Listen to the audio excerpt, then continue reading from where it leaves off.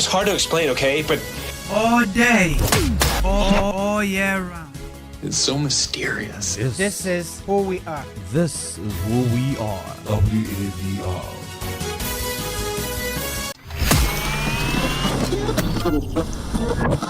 On the air, everywhere. This is the radio station with more ears than listeners. 94.9 FM. Everywhere. Have you been listening to us? This is West Africa Democracy Radio. 94.9 FM. Don't you just love us?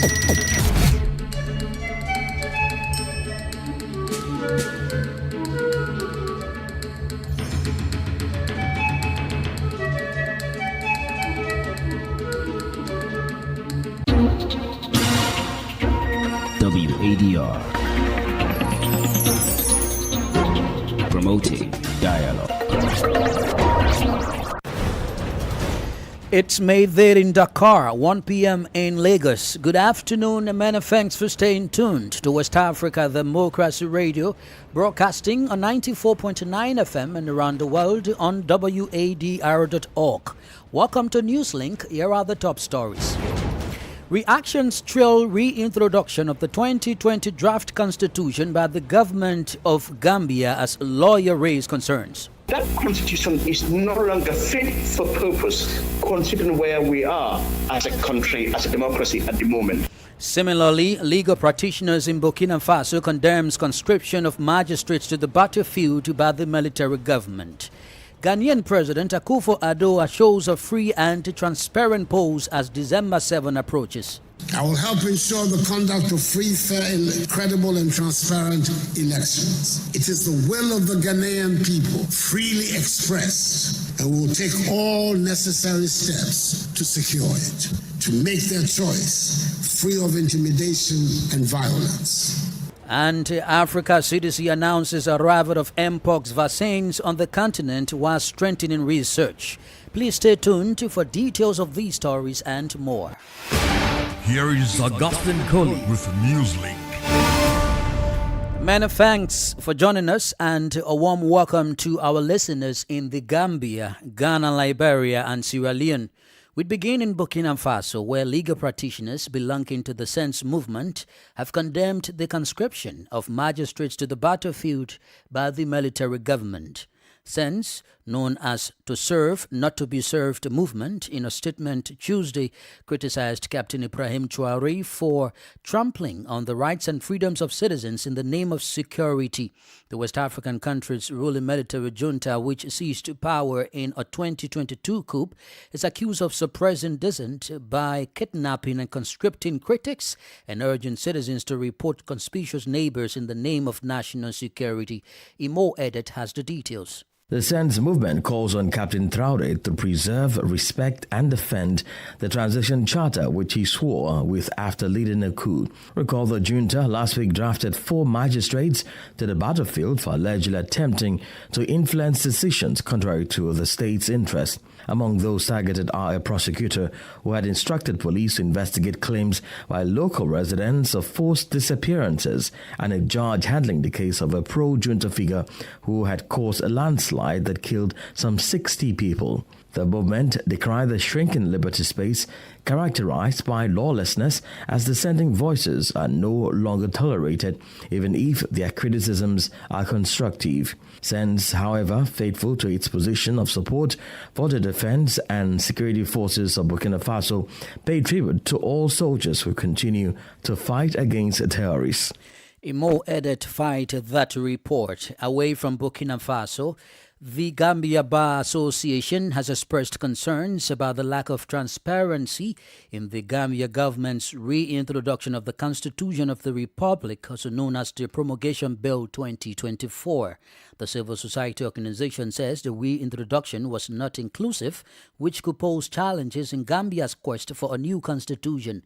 WADR's Sankule Janko has more in this report. The Gambia Bar Association welcomes the reintroduction and gazetting of a draft constitution, but raises concerns about the entire process. The GBA notes with grave concern what it described as the lack of transparency and absence of stakeholder consultation in the steps taken by the executive arm of government.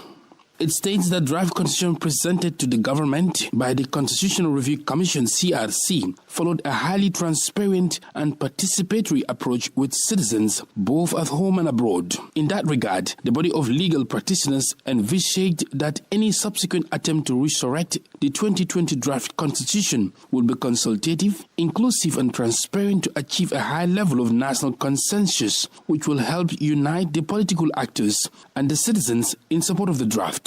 The GBA is concerned that the executive arm of the government, in its quest to reintroduce the draft constitution, did not engage important stakeholders, but instead went ahead to make unilateral amendments to the CRC 2020 draft against the collaborative spirit that has characterized the nation's transitional justice journey from 2017 to date. It further states the decision could pose challenges in building national consensus on the most important law of the Gambia and potentially undermine the legitimacy of the bill and the process.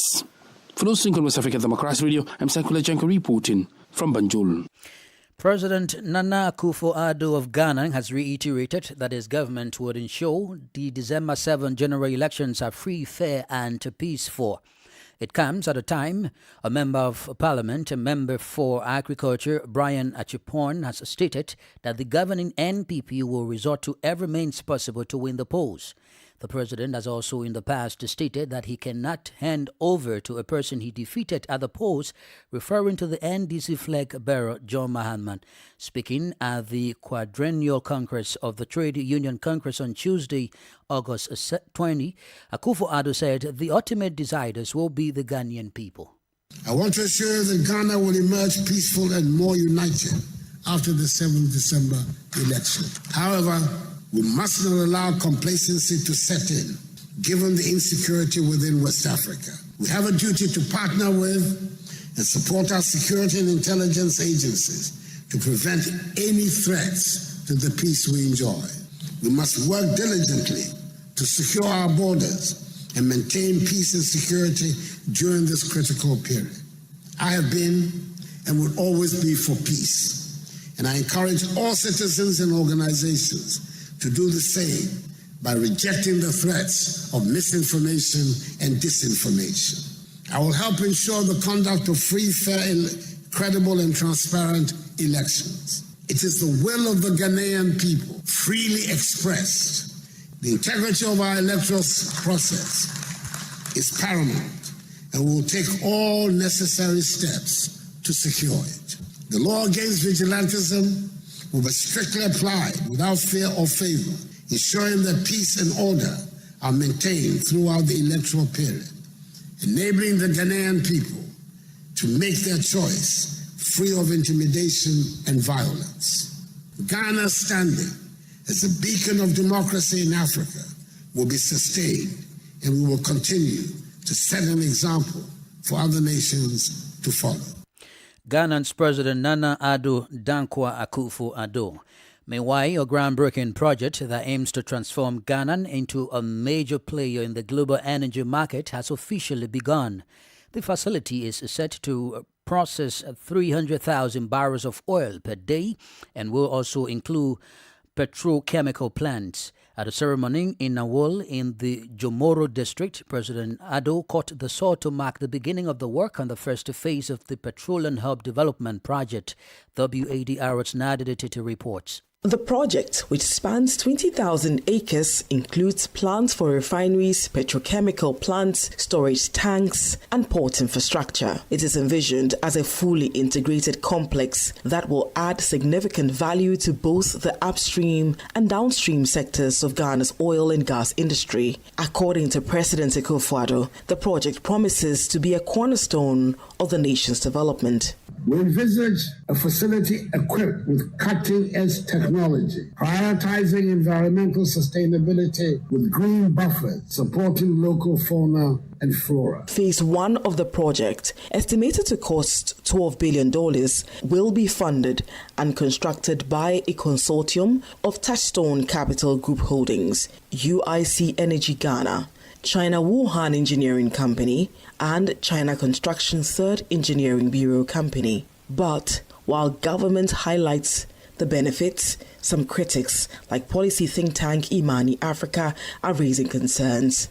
The Africa Center for Energy Policy, ACEP, also has reservations but acknowledges that if completed, the project could create jobs and reduce the country's reliance on imported refined crude. Kojo Yauche is policy lead for petroleum and conventional energy at ACEP. The expectation of local refinery is that now you're going to have a lot of refined products domestically. You wouldn't need to import. I think we are currently doing on a monthly average about $400 million for refined products coming into the country. And that means a lot of FX pressure on the economy.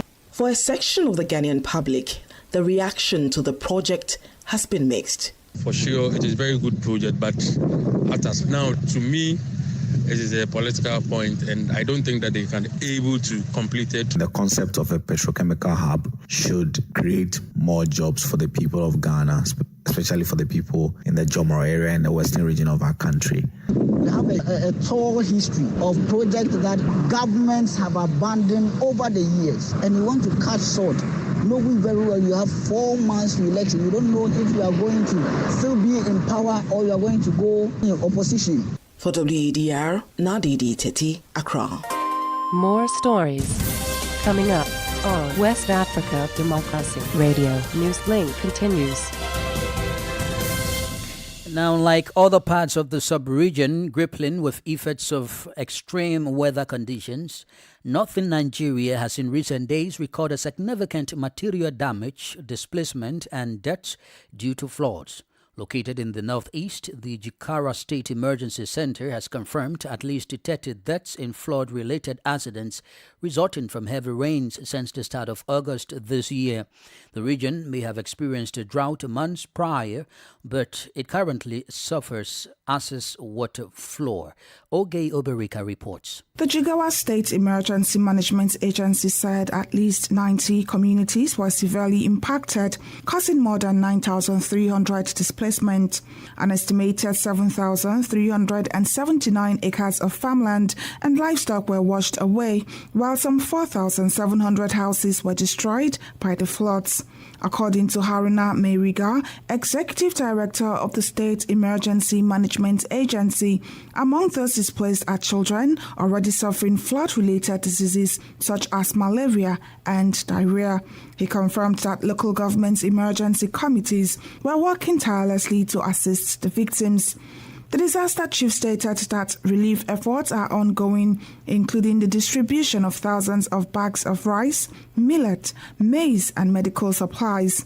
At the federal level, the National Emergency Management Agency, NEMA, is also keeping tabs on the event since the start of the rainy season in May.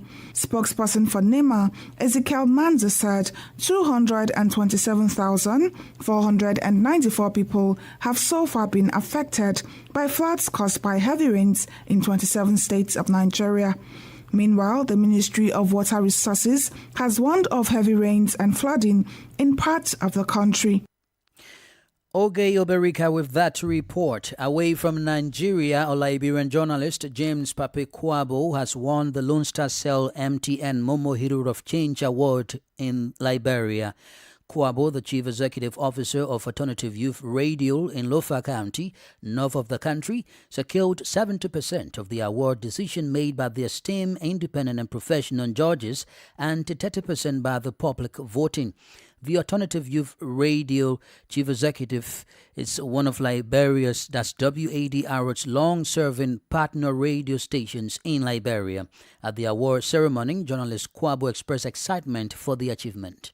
This is a moment of joy and a moment of silence. I want all of you to please stand with me. Let's remember my late mother. This is something that she strived for to give me a better life. But I know tonight, wherever she is at this moment, she truly now celebrates the struggle that she brought me to Monrovia for that she didn't achieve. This is a heartwarming moment for me. For all of the young people who feel abandoned, those young people who go to bed hungry, those people who are selling in the streets like I did years back, those people who got crippled just like me years back. Today I come as a representation for you. And I want to say thank you, MTN. You've made me not only as a winner, but the Liberian people will now realize that there are great potentials in the rural community. To my board chairman tonight, Mr. Zebeli Wewa, to all of the Lofa citizens, I said thank you. To all the Liberian young people, we say thank you.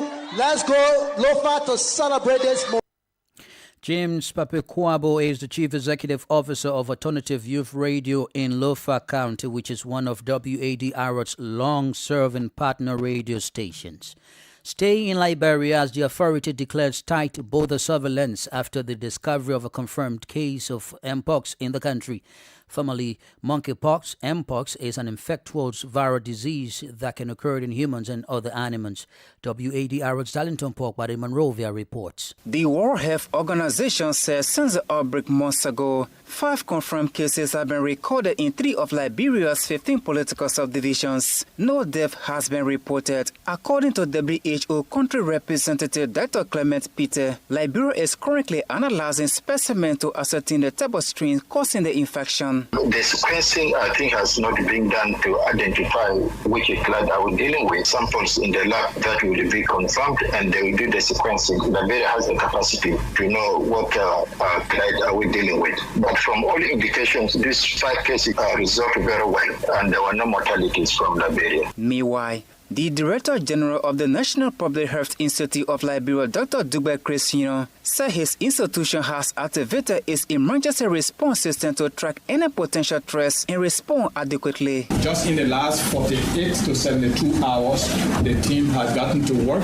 to get in contact with the county teams, and we'll go down to the community, and that will be coordinated from there. We're also looking at getting in contact with our point of interest along our borders around the country, taking into consideration Ivory Coast particularly, where a recent case was detected and reported by the WHO. At this point, Information Minister Jerry Lemepia is encouraging the public not to panic, but to ensure adherence to the health protocols. With experiences from the 2014 Ebola virus outbreak to the 2019 coronavirus outbreak, Liberia is relying on existing surveillance to contain the spread of the monkeypox virus. For Newslink on West Africa Democracy Radio, I'm Darlington Porkpa in Monrovia. You are listening to Newslink on West Africa Democracy Radio, broadcasting from Dakar, Senegal. Here is a reminder of our top stories. Reactions trail reintroduction of the 2020 draft constitution by the Gambia's government as lawyers raise concerns. Similarly, legal practitioners in Burkina Faso condemn conscription of magistrates to the battlefield by the military government. Ghanaian President Akufo-Addo shows a free and transparent polls as December 7 approaches. Still ahead in the news, Africa CDC announces arrival of Mpox vaccines on the continent while strengthening research. We do have the press review, guest interview, and a sports update. Please stay with us. Fresh and breaking news all the time. Hear it first as the news breaks, only on West Africa Democracy Radio. Newslink continues. Thanks for being with us. As a reminder, we're streaming live on YouTube at WADR and on Facebook, WADR English Service. The African Centers for Disease Control and Prevention says countries plagued by recent Mpox outbreak will soon receive vaccines. The continent have recorded more than 30,000 cases since the start of the year, continues to experience an aggressive spread of the virus disease. Addressing a virtual conference Tuesday, Jean Cassia, head of the Africa CDC, revealed that the European Union has pledged doses of the vaccine, while biotech, a pharmaceutical giant, is leading more research. We didn't conduct serious studies in Africa about this vaccine. While we are tracing this evidence, we need also to conduct appropriate studies in our context to know maybe that one can help us to readjust even doses for appropriate vaccines. We have also BioNTech. They are conducting a clinical trial phase 2 and phase 3 of the mRNA vaccine related to Mpox. And we will see how everything will be conducted and what could be the result, because we are clear on that. In Africa, we'll have vaccine and medicines that are meeting the quality the standard of what others they are using in Europe and in the US. There is not an African vaccine and an European vaccine. No, if we have a vaccine in Africa, it must be also used in other continents because it will fit the requirement of standards and quality. In terms of coordination, we need to work together. We need to make sure that everyone is coming to support the response. But when we talk about coordination, we talk about who is really leading, who is accountable. It's important. Country level, the person who is accountable is the minister. He's accountable vis-a-vis the head of state, is accountable vis-a-vis the continental platform that is Africa CDC. At continental level, the Director General of Africa CDC is accountable vis-a-vis all head of state. He's also accountable vis-a-vis WHO HQ because at global level, WHO is leading, and we are clear on that. Jean Cassia is the director of the Africa CDC. This is the newspaper review. Stay abreast and find out what the top stories are in your country. This is the newspaper review. The newspaper review. Let's now read John Sankula Jankod in the Gambian capital, Banjul, for the press review. Hello there and welcome to this edition of the newspaper review. Let's begin with the Standard newspaper today. Spanish Prime Minister to visit Gambia over rising migrant arrivals. That's the lead story on the Standard newspaper. This other one reads, Assembly bars journalists from covering FIU testimony in Russian petroleum saga. Government asks public schools to stop charging admission fees. Levies. Court orders 27 more foreigners be deported. Now let's move on to the Point newspaper for today. And the lead story on the Point newspaper reads, GRA boss receives WHO prestigious award. GRA's boss is Yankuba Dabo. Banjul NAM's stress need for public consultation, thoughtful review of the draft constitution. NAM calls for enforcement of Rent Act 2024. Government injects $30 million advance payment for Brickhammer USET project. Let's move on to the Fourier newspaper for today. The lead story on the Fourier newspaper reads, Party's story, challenging injustice all the way to Human Rights Commission. Gambian migrants boat in distress in Tunisian sea. Gambia partners unite to protect children from tobacco deadly grip. That's another story. Back Councilor explain Salibo allowances received during Muslim feasts. And of course, the final story on Fourier newspaper reads, Senegal constitutes commission to renegotiate oil, gas, mining contracts. Let's take a look at the final newspaper for today, and that is the Voice newspaper.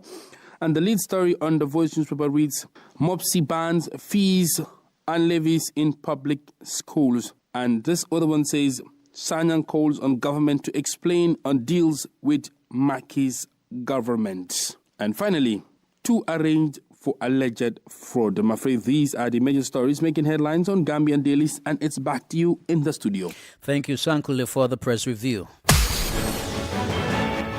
Politics, analysis on major news, social matters, and all. This is A Guest. Our guest segment this afternoon focuses on the concerns being raised regarding the Gambian government's reintroduction of the Constitution of the Republic, also known as the Promulgation Bill 2024. The Gambia's Bar Association has expressed a lack of transparency in the reintroduction of the Constitution. Abdullahi Fati is the Secretary General of the Gambia Bar Association. He explains the details of the bar's concerns regarding the potential danger of the government's latest action. The 2024 draft is anchored on the 2020 draft. The 2020 draft was a product of nationwide consultation, both here and in the diaspora. And it took some 2 years or so. It embodied the collective will and aspirations of the Gambian people on how they wish to be governed. So therefore, government, parliament also presented to the Constitutional Review Commission a position paper, which the commission looked at, accepted some of their questions, but rejected some and gave reasons just like all the other stakeholders. So if government were to try and reintroduce that draft. The bar believes that the draft that was presented to the government by the CRC ought to have been the document gazetted for tabling before the National Assembly. Since that is not the case, and since this whole process has occurred without stakeholder participation and consultation, the process devoid of that participation is concerning to the bar. What are the risk factors if this promulgation bill is not presented for consultation? The danger of this process is real because it is capable of legitimizing the process. Remember, constitutional building process is holistic and multifaceted. So one important component of it is the legal process. That is the gazetting, presentation of the document before Parliament, the reading, endorsement by Parliament, if that were the case, and ultimately referendum. So that will satisfy the legal requirement. But then the other very equally important requirement is the legitimacy component of it, because legitimacy is derived from socio-political and other considerations. So the ownership of the citizens, people's participation in the process, feel that they have participated, that the process has been inclusive and consultative, where they would have had the opportunity to express their opinion and views and position. For all of that to be reflected in the end, ultimately what you would have is a document that embodies the will of the people. How these changes within the Constitution affect elections to come? For example, Chapter 5, the whole of Chapter 5 on leadership and integrity has been removed. Some powers that were to be vested in the National Assembly to hold the executive to account have also been watered down. Certain provisions that were also slightly removed from the hands of the executive, so that you don't concentrate so much power in the hands of the executive, contained in the 2020 draft, have also been watered down, and in some instances been deleted, and some other things been added. So that constitution is no longer fit for purpose, considering where we are as a country, as a democracy at the moment. So if we go to the polls in 2026 with the 1997 constitution, it is likely, therefore, that will be here for another period, should the incumbent party, and that is very risky for the trajectory of Gambian aspirations to really strengthen our democracy. Abdullahi Fatih is the Secretary General of the Gambia Bar Association. Now, in the world of sports, Benin's Anon VFC and Nigeria's Edo Queens have booked their sports in the final of the 2024 WAFU B CAF Women's Champions League qualifiers. This comes following their respective semi-final victories. Anon VFC's journey to the final was marked by a gritty 1-0 victory over Burkina Faso's IO and Tinsel. Meanwhile, Nigeria's Edo Queens sealed a place in the final after a half-fought win over host club Intel de Abidjan. The final, scheduled for Friday, August 24, promises to be a thrilling encounter between the two determined teams. As the finalists geared up for the ultimate showdown, Intel de Abidjan and AO Tinsel will lock horns for the third place match on Thursday, August 23, 2024. We've come to the end of this edition of Newslink on West Africa Democracy Radio, broadcasting from Dakar, Senegal. Thank you for listening, and many thanks to Mustafa Sek for the technical assistance. Do interact with us via our social media platforms, X formerly Twitter, Instagram at WADR News, and on Facebook, WADR English Service. I am Augustine Cully. Good afternoon.